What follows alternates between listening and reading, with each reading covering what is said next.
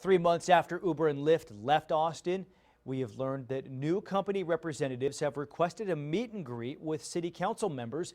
KXAN's Kylie McGivern is live this morning with what's going to be happening today. Good morning, Kylie. Hey, John, good morning. Yes, last week I spoke with Councilmember Sherry Gallo, who told me that today she and her office are going to be meeting with a representative from Uber. Now, this is very similar. This comes on the heels of a meeting last week.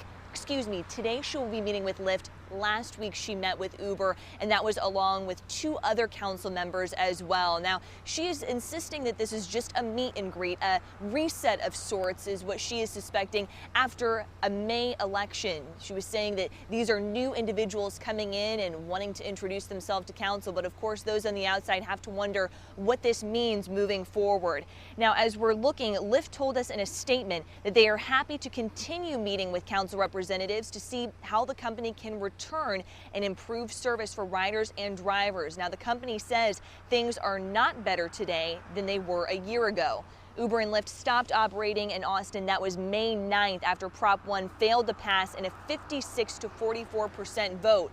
Prop 1 would have continued standard background checks for drivers, and Uber and Lyft argued the mandatory fingerprint background checks created an unnecessary burden on operations. Gallo insisted the meetings have only been to meet these new employees. Take a listen. Lyft actually reached out to our office and asked if we would be willing to meet to be introduced to a new person on their team. We would absolutely encourage them to come back to Austin, and they would be asked to comply with our existing regulations, and we would love their services back.